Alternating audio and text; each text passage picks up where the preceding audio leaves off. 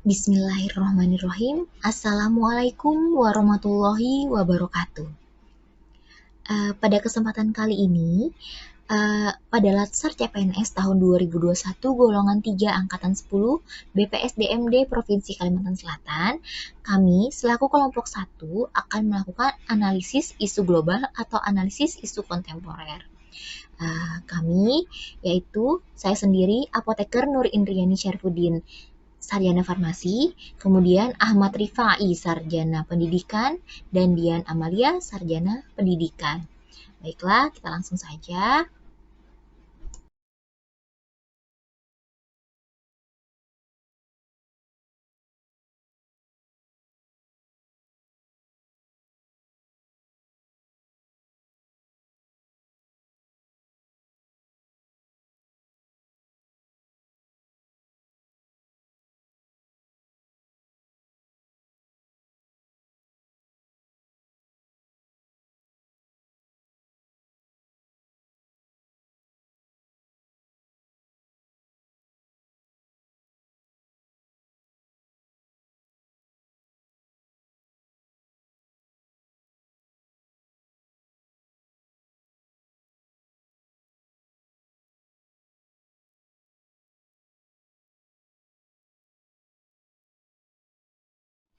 Baik, selanjutnya kita masuk pada slide matriks analisis prioritas isu metode USG atau Urgency, Seriousness, and Growth. Nah, untuk urgensi sendiri, itu dapat dilihat dari tersedianya waktu, mendesak atau tidakkah masalah tersebut untuk segera diselesaikan. Nah, di mana berdasarkan keterangan ini dari poin 1 sampai 5, semakin tinggi poin tersebut, maka semakin sangat mendesak dan harus segera diselesaikan untuk isu masalah tersebut. Nah, contohnya, seperti pada isu perilaku merokok anak di bawah umur. Poin urgensinya bernilai 3, itu artinya untuk isu perilaku merokok anak di bawah umur, itu kasusnya hanya cukup mendesak saja. Beda halnya dengan isu kurangnya kesadaran masyarakat akan pola hidup bersih dan sehat. Di sini, untuk poin urgensinya yaitu 5, sesuai keterangan yaitu sangat mendesak. Oleh karena itu, untuk isu kurangnya kesadaran masyarakat akan pola hidup bersih dan sehat ini perlu mendapatkan perhatian yang khusus untuk pemecahan masalahnya. Selanjutnya kita masuk seriousness atau yang pada USG itu singkatannya S. Nah, seriousness dilihat dari dampak masalah tersebut terhadap produktivitas kerja, pengaruh terhadap keberhasilan dan membahayakan sistem atau tidak. Nah, sama seperti urgensi tadi, di mana semakin tinggi poin tersebut itu semakin sangat serius.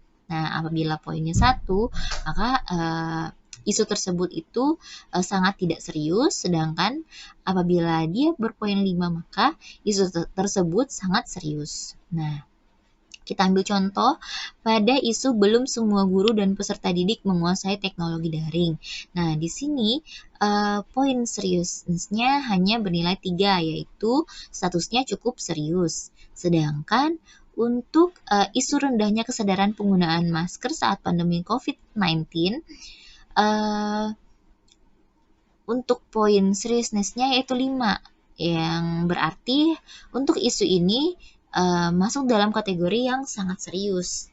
Kemudian kita masuk dalam kategori growth. Growth itu seberapa kemungkinan isu tersebut menjadi berkembang dikaitkan kemungkinan masalah penyebab isu akan makin memburuk kalau dibiarkan. Nah, ini sama seperti poin U dan S tadi. Di mana semakin besar poin tersebut, maka semakin sangat memburuk, dapat berpengaruh terhadap sistem-sistem dan kinerja yang lain. Oleh karena itu juga harus mendapatkan perhatian khusus apabila semakin tinggi poinnya di G. Nah, untuk menapis isu, yang manakah yang harus kita dahulukan untuk dipecahkan masalahnya? Dari 5 isu ini kita lihat totalnya dari USG, yang manakah yang paling besar? Nah, ternyata pada 5 isu ini yang paling besar yaitu kurangnya kesadaran masyarakat akan pola hidup bersih dan sehat. Oleh karena itu, kelompok kami, kelompok 1, menetapkan bahwa kami akan menganalisa isu mengenai kurangnya kesadaran masyarakat akan pola hidup bersih dan sehat.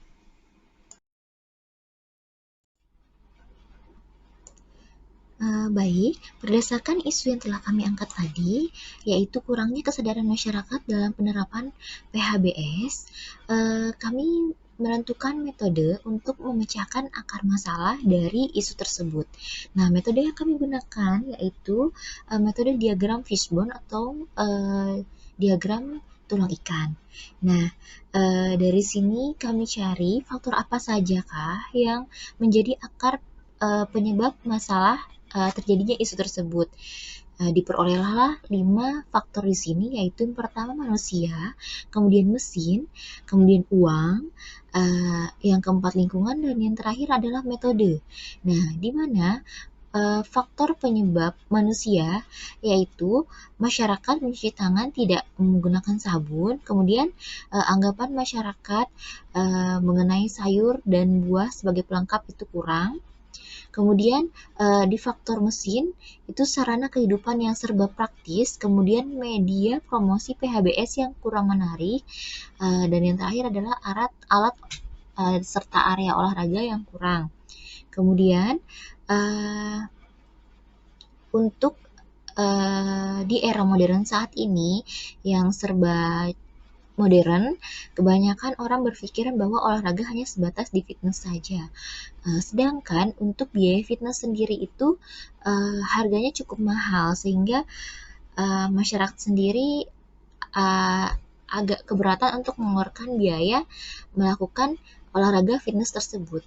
Selanjutnya faktor penyebab masalah yaitu lingkungan, di mana kurangnya perhatian dan dukungan beberapa pihak yang terkait. Kemudian tradisi menyediakan tempat cuci tangan di meja makan itu kurang. Kemudian tradisi makan berlemak dan kurang sehat itu yang selalu dijaga. Dan yang terakhir yaitu faktor metode. Nah, di mana beban kerja petugas itu cukup tinggi sehingga pendataan di rumah hanya dilakukan setahun sekali, yang seharusnya atau idealnya dilakukan sebulan sekali.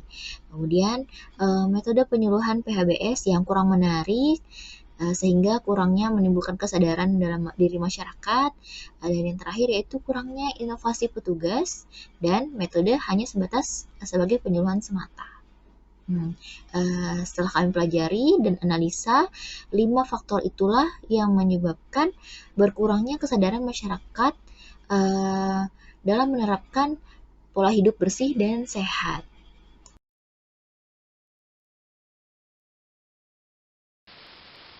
Mendalami dan menganalisis isu menggunakan SWOT. S. Kekuatan. Pada penerapan PHBS dalam kehidupan sehari-hari, dapat menjadikan lingkungan bersih dan sehat, meningkatkan kesehatan dan daya tahan tubuh agar terhindar dari penyakit, meningkatkan kualitas hidup dan produktivitas belajar bagi siswa. W. Kelemahan. Belum tersedianya fasilitas cuci tangan dan tempat sampah guna mendukung penerapan PHBS dalam kehidupan sehari-hari. Rendahnya kesadaran masyarakat tentang pentingnya penerapan PHBS dan rendahnya kesadaran masyarakat tentang mahalnya kesehatan. O. Kesempatan. Dapat dilakukan dengan pembiasaan diri dari diri sendiri maupun keluarga dalam penerapan PHBS, melakukan penyuluhan-penyuluhan dan pengawasan-pengawasan yang signifikan dan berkesinambungan terkait penerapan PHBS dalam kehidupan sehari-hari di masyarakat. Terakhir, T. Ancaman. Dapat menimbulkan banyaknya kuman dan penyakit yang bersarang di lingkungan sekitar kita, sehingga mudah terserang penyakit dan banyaknya biaya yang harus dikeluarkan saat kita terserang penyakit. Kualitas dan produktivitas hidup menurun.